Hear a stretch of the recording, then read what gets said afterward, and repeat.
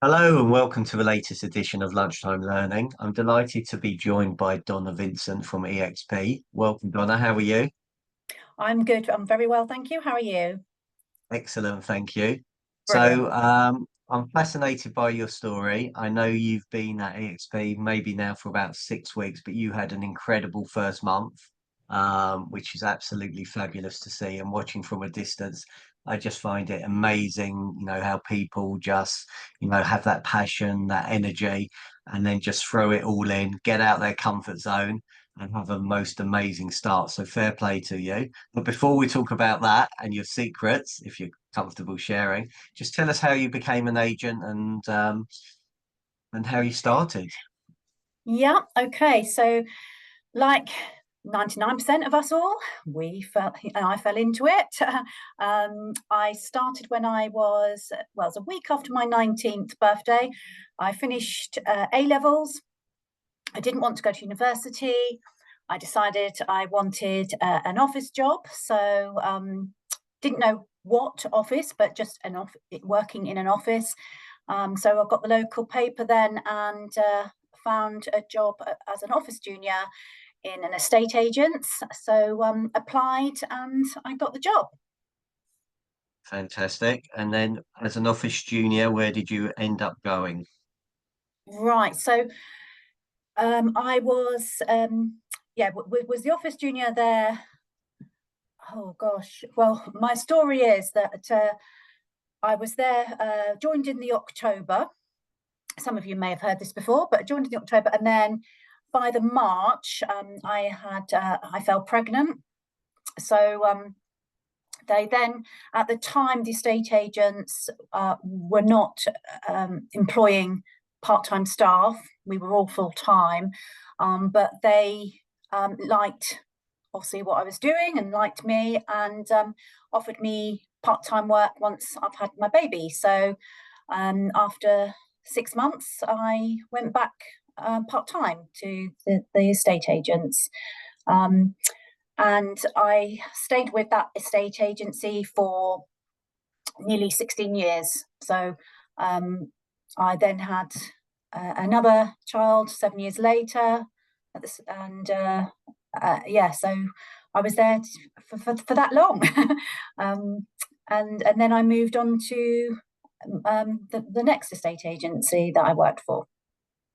Okay. So coming back to estate agency number one, um, 16 years, what did you learn in that time? What were your key lessons, do you think? Oh gosh, what did I learn? I learnt what I found from the beginning, and I know a lot of people have said, that is I just love helping people. So I learnt along the way that you had to, it was the relationship from start to finish. People wanted your help to get you moved from A to B. So and you're there along the way with them from going out. Oh, I wasn't going out then on my early days. So I was the negotiator. Obviously, started off as I said, office junior, then negotiator, and I guess I ended up as a senior negotiator there. And I formed lots of relationships with these people. They sort of become friends. You see them and you see them through the whole process. And yeah, it's just learning. I think the main thing is communication. I've always said throughout a state agency or throughout the job, it's communication. If you are not communicating with your sellers or your buyers, they don't know what's going on. They lose that trust in you and that relationship. So it's estate agencies, yeah, as I've learned, is all about relationships and communication. I couldn't agree more. I know communication comes up as the number one issue on surveys about what do most people not like about estate agents, and it is definitely lack of communication. So, what does exceptional communication look like to you, Donna? Well, since I've now been self-employed as well, as well as in my employed roles, it's just communicating, yeah, with both the sellers, buyers, or those obviously looking for properties. And it's just communicating in the way that, again, that they would like to be communicated as well. So more recently, I use WhatsApp a lot for in groups, and just keeping them updated, and any little thing that they might think that they want an answer to. I also work outside traditional office hours as well. So if they're sitting there in the evening wanting to know something or have a question for me, they don't expect me to answer, but they send it, and I answer straight away, and they love that. They just love that. So I think in this world now, everything's kind of more instant. Everyone wants, if they ask a question, they don't want to be waiting for the next day for an answer. They want that answer then. So yeah, communication is, again, this is what I've heard someone say this before, but if they're calling you for an update, you're on the back foot. You're not communicating well. So that's my take really on it. I couldn't agree more. You also mentioned the trust word. Why do you think estate agents are so untrustworthy, and how can agents build that trust? Right. Okay. I think a lot are perceived as untrustworthy because at the beginning of their meeting, or meeting prospective sellers, or they give it all the we'll do this, we'll do that, and they don't follow through. So it's the I guess that the sellers, yeah, they've been offered all this wonderful stuff and the communication as well, and they don't receive it. So instantly they lose that trust that they're not getting what they've been told they're getting. And they might communicate again in the beginning, say when they first go on the market. Then if it hasn't sold within a few weeks, if it tails off, it's got to continue. That communication has got to continue from day one to day whatever it is until completion, continuously. And I think, yeah, it's not following through what people perhaps are offering, and saying what they're going to do, and they don't actually go ahead and carry out. Thank you. Yeah, I think that's it. And again, valuing. I know there's been a lot of talk about overvaluing at the moment just to get properties on the market. And again, I think some agents, not all as well, if they're targeted, they will overinflate the price and then get that price to, prolonging. I say it's just prolonging the sale. They're not helping the seller because they're prolonging getting them sold. They're not helping when they reduce it 2, 3, 4 weeks later, because it doesn't reflect well, thinking, well, it's obviously gone too high in the meantime. And again, that's another reason why I think a lot of sellers perhaps lose trust sometimes. Yes, we haven't got a crystal ball, and we don't actually know exactly what a property is going to sell for, but we do know reasonably the price, and obviously we know what the market is doing. But yeah, those that do intentionally, I say, overprice properties are the ones that lose trust later down the line. And I couldn't agree more. Just wanted to come back to something you said about relationships, and I couldn't agree more that it is a relationship business, and people buy from people they know, like, and trust. Um, in this country, we seem way too transactional. We make a sale and that's it. I'm generalizing here.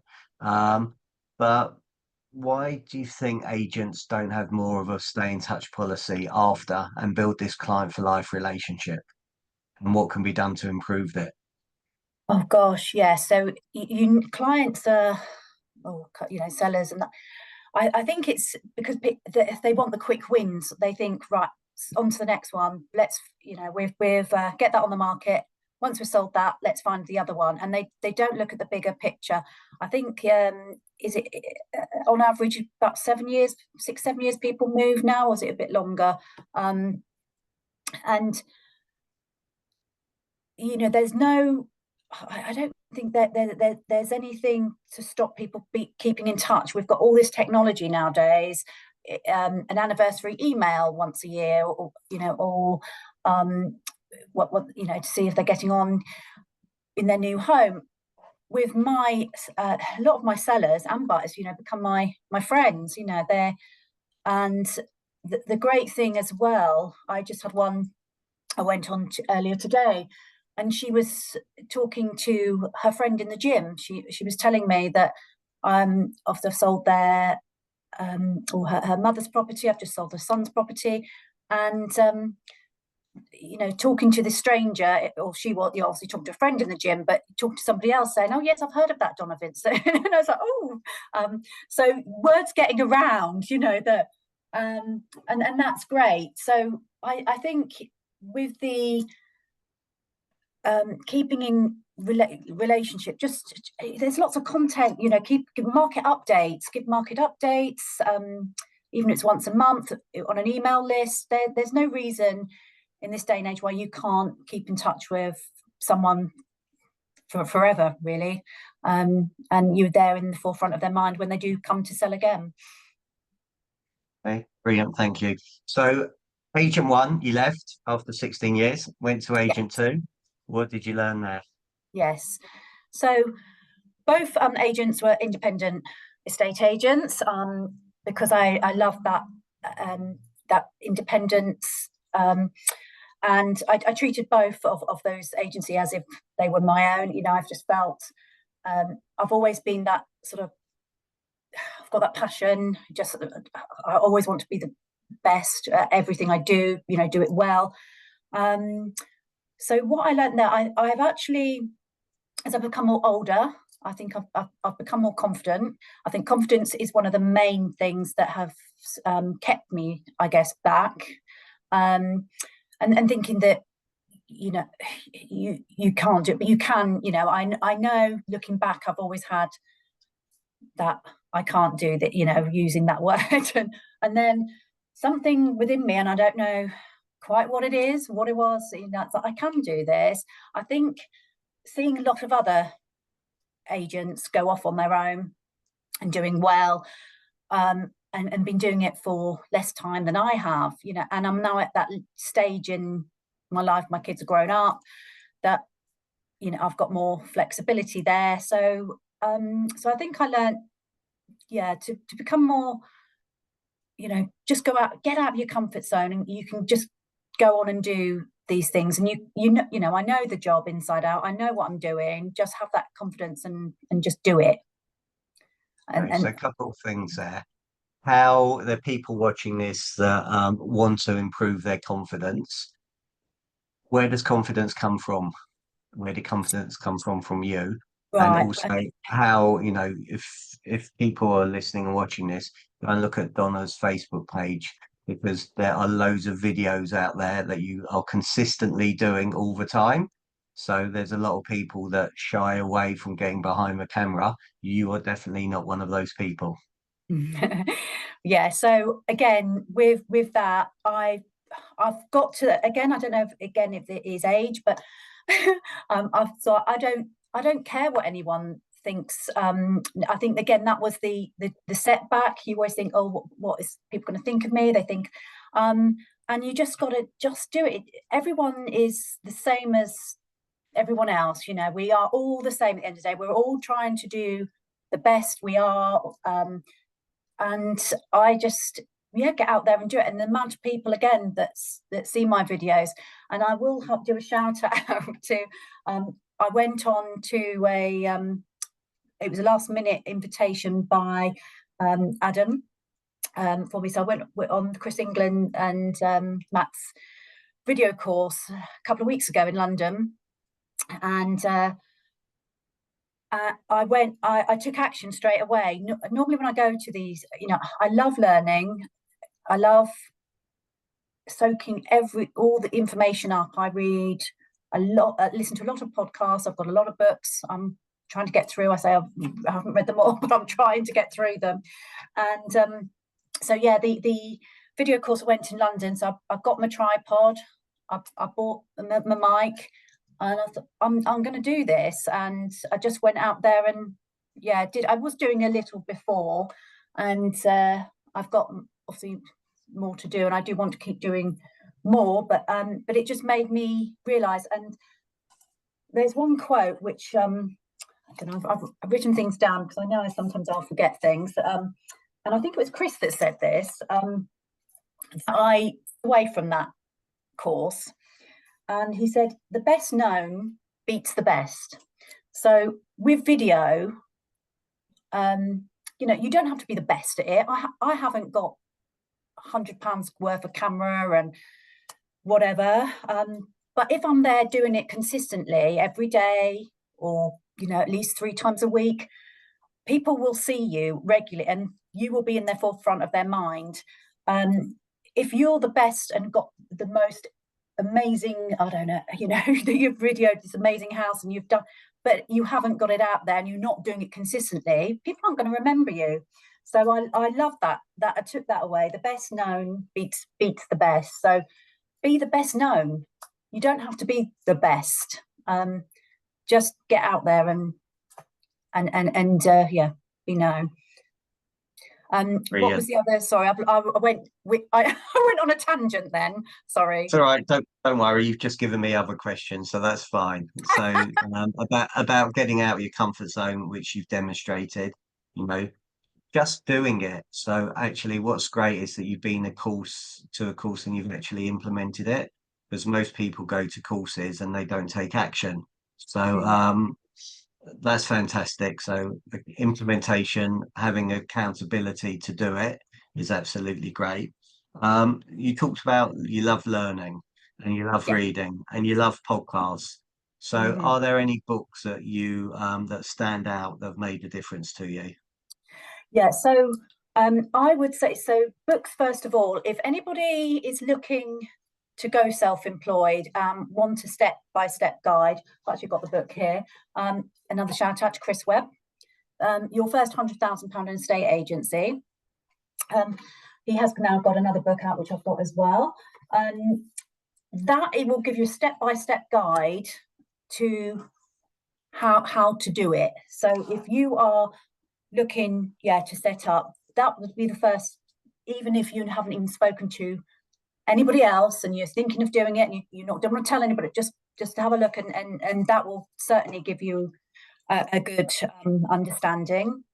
The second thing I would do is say speak to those that are already doing it. Look at those that are doing well, not just doing it, but doing it well. So get out there, just message people. People are really helpful. When I went self-employed, I spoke to so many people. I've only known them through the groups, the social media groups and things, and asked them questions, and they're so helpful and came back to me with the answers. And so I would just reach out and also look at the Facebook group pages, as you shouted out on mine, but just go and have a look at those that you look up to in the estate agents world and look to see what they're doing, speak to them, but look at their media as well. So, and you can get a lot of that. There's also lots of Facebook groups out there that you can join. Obviously, there's I think there's a self-employed one there.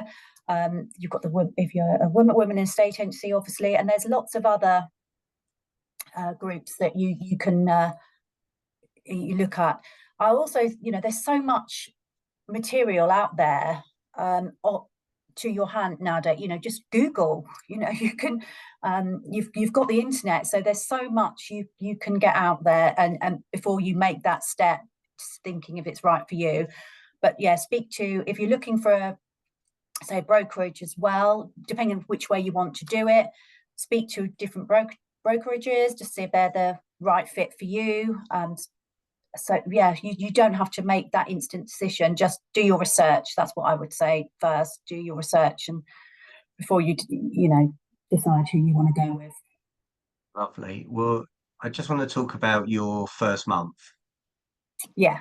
Which is something you should be incredibly proud of. I think it's absolutely phenomenal. So 23 new listings, 5 properties sold, and 4 properties coming onto the market.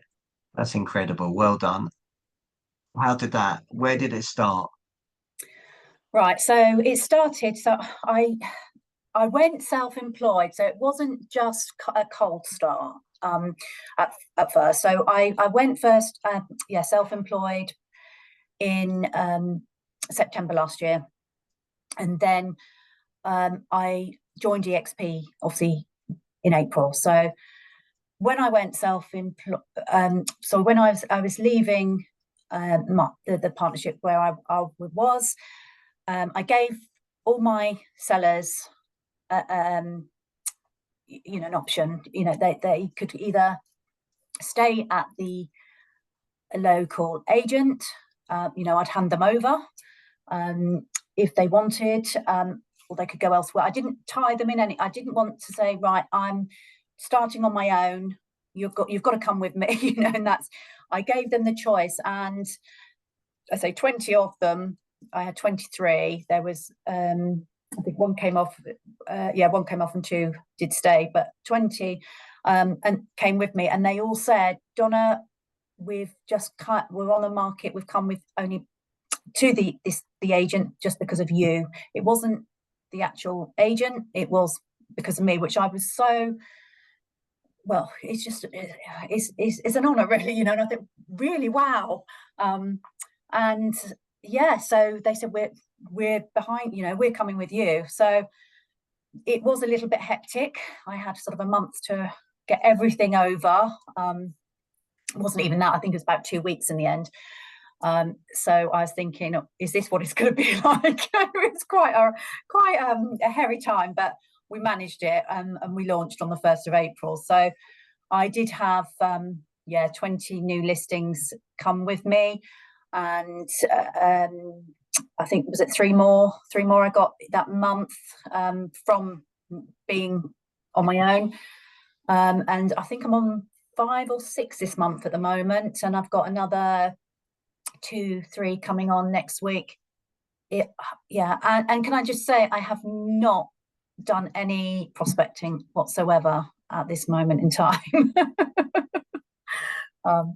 Because I'm not saying because I don't need to, I just, I haven't been able to, and I don't, I think it's all the word of mouth is really, I've got incredibly, my friends and family are so supportive of me, so I'm really, grateful of that, and lots of other, those that believe me as well, they're always reposting all my things on social media. And there's one lady, I've only been to Value House, and she's just so lovely and supportive of me. She's always sharing my stuff. So when it comes for her to sell, she's coming straight, she said, to myself. So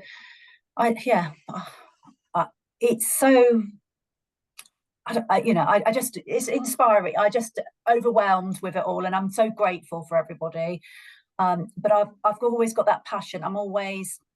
I just want to help people, and I think you've got to have that in you to sell. And to me, it's not just it's not just a job. It is my life. I do it 24/7. Yeah. And that comes over. And just for people watching this, I think it's a really important point to ask why and understand why those people come with you. Because when you're listing your next property and people say, why should I use you? Then you can talk about, well, actually, the last 20 people have decided to use me because of X, Y, Z, A, B, C, D, E, F, G, and you've got your reasons why. Yeah. So thank you for your time. Keep on doing what you're doing. It's great to Yeah. see. If people want to get hold of you, Donna, how do they do that, please? Right. So they can get hold of me on obviously my mobile, which is 07534 214 119, or they can email me at donna.vincent@exp.uk.com, or they can look up me on Facebook or Instagram, and I'm always happy to help. Can I just say one thing before we go as well? One other thing I forgot to mention when looking to go on your own is to have a mentor as such. I know a lot of people have talked about mentors, and if I can just sort of shout out Adam Mackay and Jamie there for helping me right, at the beginning setting up. Obviously, I'm now part of the real agency there with obviously Roger Black and Steve Backley as well. And it's great. It's a collaboration as well. So having people to go to, you're not on your own, as well, especially with EXP as well. I'm really fortunate enough. I feel I belong, and everyone's so welcoming and really helpful. So I think, yeah, if you make sure you've got somebody who you can, speak to if you've got any issues, any problems, or need any help, definitely have a sort of a mentor there as well. Definitely. And for anybody watching this, shout out to our agents together as well. So if you're looking Yeah, for a mentor, you're looking to be a mentor, you're looking to be a mentee, please get in touch with me and I will put you in contact with them. So Donna, thank you for being a great guest. Thank you oh, you're everybody for welcome. Thank watching and you. listening. Really appreciate it. And until the next one, thank you very much. Bye.